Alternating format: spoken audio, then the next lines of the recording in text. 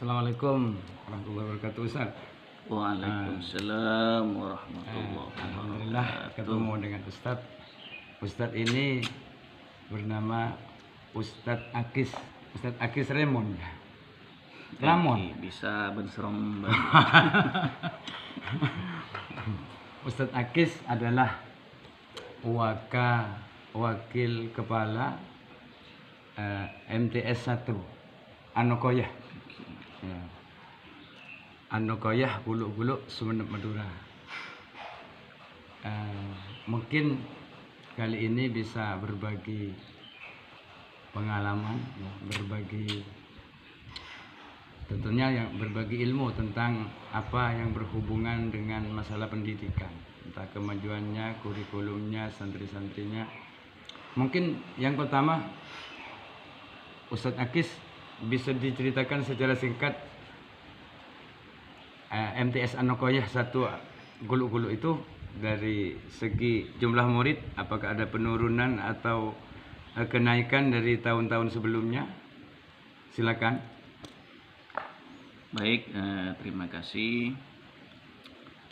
Pertama mungkin kami perlu informasikan bahwa untuk satuan pendidikan yang ada di bawah naungan Yayasan Anokoyah atau Pondok Pesantren Anokoyah, karena memang itu ada perbedaan. Ada Yayasan Anokoyah, ada Pondok Pesantren Anokoyah secara umum. Dan untuk satuan pendidikan itu ada di bawah naungan Pondok Pesantren Anokoyah, yang di situ secara khusus ada di bawah Biro Madaris. Apa Biro Madaris? Biro Madaris. Biro Di Pondok Pesantren Anokoyah itu kan ada beberapa biro. Ya, salah satunya adalah Biro Madaris yang ada di bawah naungan Pondok Pesantren Anokoyah. Ada biro kepesantrenan. Itu yang mengelola atau yang mengawasi tentang pondok-pondok pesantren daerah yang ada di bawah naungan Pondok Pesantren Anokoyah. berarti bukan hanya di Late, bukan hanya di Dubra atau di Bangsa Selatan, bukan seperti itu ya, Seluruhnya mengayomi seluruh pondok daerah. Bisa mungkin bisa dijelaskan Ustaz, berapa unit pondok yang di bawah naungan yayasan?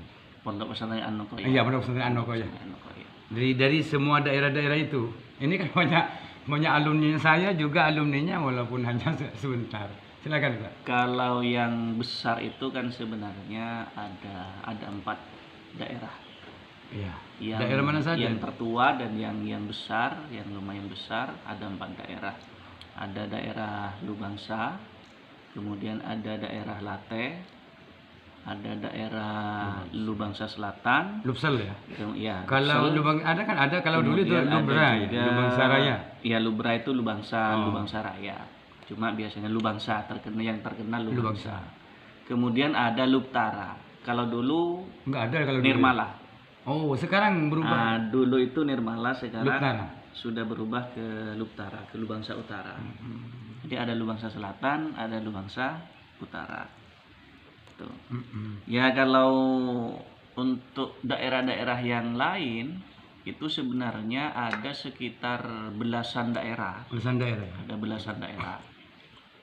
Tapi itu daerah yang kecil-kecil. Cuma yang terbesar ada 4 ini. Yang tertua dan yang terbesar. Jadi pertama Lubangsa, kemudian Late, ada Lubsel, ada Lubtara. Itu yang tertua ya. Utara yang tertua. Kalau di Sawajarin itu kan ada di sebelah itu. Di Sawajarin itu apa namanya? Di sana ada Al-Furqon. Oh, Al-Furqon. Ada Al-Furqon, ada Sawajarin. Kemudian juga ada Lubangsa Tengah. Ada Lubteng. Mungkin bisa diceritakan apakah kan begini biasanya ya. Setiap pondok pesantren itu cara mengelolanya itu kan masing-masing pesantren kan nggak sama itu ya. Masing-masing daerah. Apakah di sana ada perbedaan cara mengelola kepesantrenannya, karena ada yang lebih mendekati ke salaf, ada yang ke modern, ada yang coba bisa diceritakan itu. Kalau secara umum untuk lembaga formalnya itu kan satu sebenarnya. Ya. Misalnya untuk yang tingkat MTS di Anokoya itu, kalau yang putra ada MTS 1, ada MTS 2. Nah, untuk yang MTS 1 misalnya atau MTS 2 itu dari semua daerah yang ada di Anokoya itu semuanya menyatu ke MTS 1 atau MTS 2 untuk yang putra. Kalau MTS yang 2 itu putri, di mana itu? Kalau yang MTS 2 kan di Kebun Jeruk. Oh, di Kemisan utara, itu di ya? Kemisan. Jadi lumayan jauh jaraknya, sekitar 1 kilo dari pondok pesantren, dari tempat mukim santri. Cuma untuk saat ini sudah sekitar 3 atau 4 tahun sudah difasilitasi. Jadi untuk siswa MTS 2 tidak perlu repot-repot jalan kaki, karena memang sudah difasilitasi oleh pesantren, ada bis yang memang khusus untuk antar jemput khusus siswa yang sekolah di Madaris 2. Enggak, sebentar ini Ustaz. Itu kan biasanya di setiap pondok itu kan punya ciri khas kan. Ya kan, punya ciri khas kan. Ciri khasnya itu kan misalnya ajian kitab seperti kan ya. Ajian kitab, kemudian apakah memang diniyah, apakah di seluruh daerah itu ada kesamaan, apa ada perbedaan? Ya, tentunya ada satu sisi memang ada kesamaan, tapi kadang-kadang di sisi yang lain ada perbedaan, karena memang secara pengelolaannya saja memang berbeda. Untuk daerah Late misalnya dengan Lubangsa itu ya satu sisi ada yang sama, satu sisi yang lain juga ada yang istilahnya berbeda. Ada otonomi daerah istilahnya. Ada otonomi daerah. Kalau di Lubangsa misalnya ada sudah lembaga semi formal. Ya. Ada istilah lembaga semi formal. Di mana itu? Di Lubangsa, baik yang putra ataupun yang putri.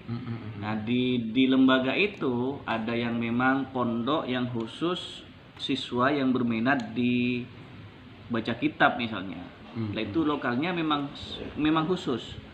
Jadi di lokal itu semua siswa memang yang berminat untuk baca kitab. Kemudian juga ada tahfidz. Di daerah mana itu? Di Lubangsa. Di Lubangsa ada tahfidz yang dikenal dengan Deki. Darul Quran. Menerima dari semua daerah bisa? Enggak, itu khusus memang yang di Lubangsa.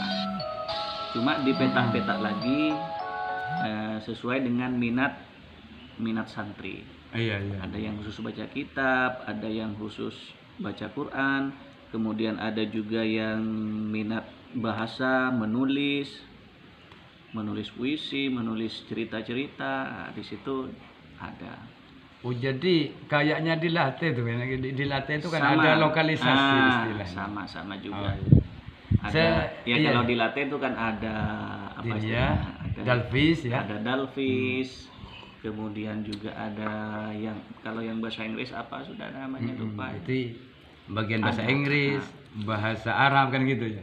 Kemudian yang Ustadz belum jelaskan adalah masalah kesiswaan. Apakah banyak peningkatan dari sejak zaman saya dulu seperti itu?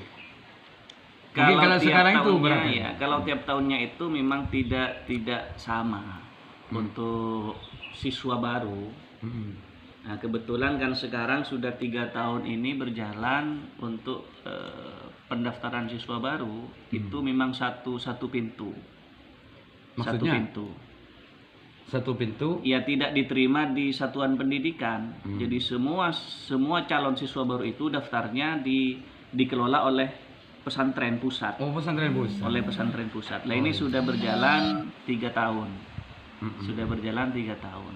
Iya. Jadi Satpen atau lembaga pendidikan itu nanti cuma menerima siswa itu dari panitia PSBA. Oh, itu. Nah, yang itu dibentuk atau yang ada di bawah naungan pesantren pusat. Tapi ini dalam satuan ini, artinya dalam satu payung istilahnya. Satu payung. Dinaungi, semuanya dikelola, dipayungi oleh yayasan semua. Oleh yayasan, oleh pesantren pusat, seluruhnya. Oh, iya. Jadi baik dari tingkat TK misalnya, dari tingkat MI, MTS sampai di tingkat SLTA. Lah itu dari RA atau dari TK sampai SLTA. Kalau yang mahasiswa enggak, tetap ditangani oleh Instika tersendiri memang. Enggak kan dari segi pengelolaan nanti atau pendanaan ini kan ada sesungguhnya ya. Ini bisa dikelola kan di semua lembaga, bahwa kalau di negara itu kan ada badan usaha milik negara kan seperti itu. Jadi kalau di madrasah apakah ada, atau di pondok badan usaha milik pondok misalnya, atau milik madrasah seperti itu, atau milik yayasan seperti itu, mungkin ada sana. Ada. Misalnya toko atau kantin. Ada. Di tiap-tiap setpen itu ada yang memang mengelola badan usaha, tapi itu semuanya di bawah naungan yayasan. Oh, seluruhnya? Ya, di bawah naungan yayasan. Karena memang satuan pendidikan itu tidak diperkenankan untuk mengelola badan usaha. Jadi sisa hasil usaha atau SHO ya. SHO, itu diketahui tuh. Oleh yayasan. Ya, karena yang mengelola itu yayasan, jadi semuanya masuk ke yayasan. Oh, berarti ada rapat apa ya? Ada rapat setiap apa? Ada rapat yayasan khusus. Ada rapat yayasan. Apakah setiap kalau koperasinya itu, koperasi Anokoya itu memang ada rap istilahnya itu tiap tahun. Cuma kemarin selama pandemi itu sampai molor sampai 2 tahun tidak mengadakan rapat akhir tahun. Kemarin di tahun 2022 ini alhamdulillah koperasi Anokoya secara umum bisa melaksanakan RAT. Kemudian yang seterusnya Ustaz, misalnya seperti guru itu kan juga manusia ya kan, punya anak, punya istri, bahkan ada yang punya cucu seperti itu. Betul. Kalau dulu itu kan nggak ada kesejahteraan. Punya istri 2 juga mungkin barangkali. Namanya barangkali. juga manusia. Jangan nyebut itu. Ini membangkitkan semangat aja. Ya, sebentar Ustaz. Mungkin kesejahteraan seperti apa? Kesejahteraan yang diberikan oleh yayasan atau pihak madrasah ke guru itu. Apakah seluruhnya bersertifikasi atau tidak, atau gimana itu? Guru di Anokoya itu memang ada yang guru tetap yayasan, kemudian istilahnya GTY, guru tetap yayasan, ada yang GTT, guru tidak tetap. Secara mukafa'ah itu berbeda. Mukafa'ah itu kan kecukupan apa ya? Mukafa'ah itu kan istilahnya ya semacam HR misalnya. Oh, tunjangan. Kesejahteraan. Itu berbeda. Kalau untuk guru tetap yayasan, baik yang sertifikasi atau tidak sertifikasi, itu sudah mendapatkan istilahnya mukafa'ah pokok. Iya. Kalau sudah berstatus guru, maka yang bersangkutan itu berhak untuk menerima mukafa'ah pokok. Tidak terikat dengan jam mengajar. Tidak terikat dengan jam mengajar. Kalau yang tiap bulannya itu sudah pasti menerima. Beda lagi dengan jumlah jam mengajarnya. Jadi semakin banyak guru itu mengajar, jam mengajarnya, maka akan semakin banyak pula mendapatkan tambahan mukafa'ah. Masalah itu masalah yang sudah mendapat sertifikasi. Apa enggak ada yang disunat-sunat itu? Kalau di Anokoya alhamdulillah selama ini tidak pernah ada sunatan sekecil apapun, tidak pernah ada sunatan. Tidak terjadi sunatan massal. Alhamdulillah. Tidak pernah ada sunat menyunat. Saya acung jempol yang seperti itu. Kecuali ada kadang-kadang ada sumbangan memang hanya untuk kebutuhan guru itu sendiri. Misalnya ada pemberkasan. Pemberkasan itu dikelola oleh grup guru sertifikasi memang, yang itu kan nanti akan membutuhkan dana, membutuhkan biaya juga. Jadi hanya khusus itu. Untuk berkas-berkas kebutuhan pemberkasan itu. Nah, itu baru ada sumbangan. Mungkin ini yang terakhir karena ini yang sangat sangat esensial sesungguhnya ya. Yang sangat penting untuk diketahui oleh halayak umum kan sebetulnya. Adalah kalau dulu itu kan ada apa ya? Muatan lokal. Molok istilahnya. Kurikulum. Ya kurikulum kan Muatan ada yang dari lokal. Depak ya kan, ada yang dari pihak lembaga kan seperti itu. Apakah sekarang masih tetap seperti dulu? Tetap. Kalau untuk materi-materi lokal, muatan-muatan lokal Tetap, itu ya? tetap Apakah berlangsung. ada penambahan dari dulu? Dari zamannya saya sambil tahun 90-an. Kan kurikulum di Anokoya itu perpaduan sebenarnya antara Dari? antara kurikulum nasional dengan kurikulum pondok pesantren yang Iya. ada di Anokoya. Jadi di Anokoya itu, Satpen di Anokoya itu tetap mengajarkan materi-materi yang diajarkan yang ada di kurikulum pendidikan nasional, tapi juga ditambah oleh muatan-muatan lokal. Enggak. Yang tidak ada Apakah di kurikulum terjadi nasional. seperti ini misalnya? Kan kalau biasanya yang terjadi itu adalah seakan-akan dianaktirikan yang muatan lokal itu. Apakah bisa menunjang hasil dari lokal itu untuk yang kurikulum yang dari Depak? Gimana kalau di Anokoya? Apakah saling menunjang keduanya itu? Iya, sama-sama saling menunjang. Karena memang selain memang ada muatan lokal khusus, ada memang materi yang dari Depak, kurikulum nasional itu yang tidak pakai buku-buku yang dari Kemenak, tapi materinya referensinya pakai buku kitab-kitab tradisional. Misalnya seperti fikih. Fikih itu tetap kalau di tingkat MTS itu fikihnya tetap pakai kitab Fathul Qorib. Kalau hadisnya tetap pakai Bulughul Maram. Jadi kan misalnya kalau ke kurikulum pemerintah itu kan ada materi akidah akhlak. Kalau di Anokoya itu dipisah. Ada akidah, ada akhlak. Yang kedua-duanya itu menggunakan kitab. Tapi kedua-duanya sudah menjadi prasyarat untuk naik dan tidak naiknya atau nilai mempengaruhi nilai semuanya. Mempengaruhi. Justru di situ kan ada istilah materi pokok. Materi pokok artinya materi pokok itu materi agama, salah satunya misalnya akhlak, kemudian fikih, kemudian juga tauhid dan Al-Qur'an. Nah, ini 4 ini materi inti atau materi pokok. Kemudian ilmu-ilmu alat seperti nahwu soroh itu nggak disebutkan itu. Enggak, itu tidak termasuk di materi inti, tidak masuk di materi pokok. Itu ilmu alat. Iya. Kalau fikih, akhlak, tauhid dan Al-Qur'an, ini 4 materi, ini materi inti, materi pokok. Ini menjadi penentu utama bagi siswa itu apakah nanti bisa naik kelas atau tidak naik kelas, lulus atau tidak lulus. Nah, ini akan menjadi penentu utama. Mungkin bisa diakhiri Ustadz. Harapan Ustadz sebagai wakil kepala di MTS 1 Anokoya mungkin secara singkat bisa disampaikan. Karena Anokoya ini kan sudah umurnya lebih 100 tahun, lebih 100 tahun. Termasuk jajaran pondok pesantren tertua di Madura ya. Jadi harapan kami bagaimana ke depan Anokoya secara umum yang pertama bisa tetap dipercaya oleh masyarakat, karena melihat dari perkembangan santri secara umum ini dari tahun ke tahun ini terus meningkat.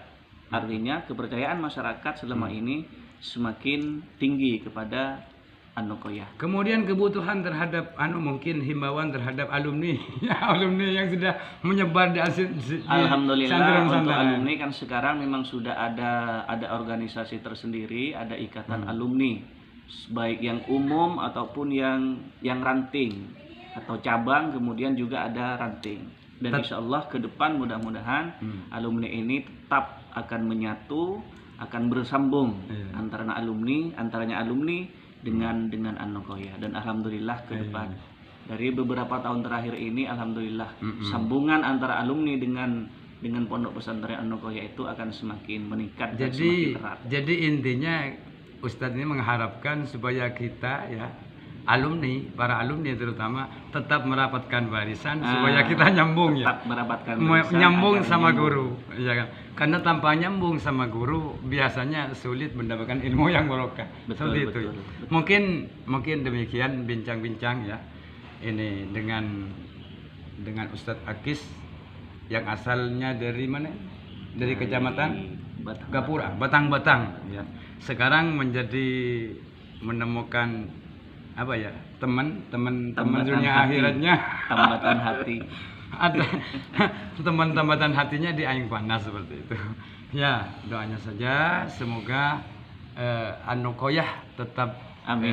berjaya. Amin. Tetap menebarkan ilmu ala ahli sunnah wal jamaah, terutama yang bercorak Nahdlatul Ulama seperti itu. Amin. Sekian, wassalamualaikum warahmatullahi taala wabarakatuh. Terima kasih Ustaz. Waalaikumsalam warahmatullahi wabarakatuh.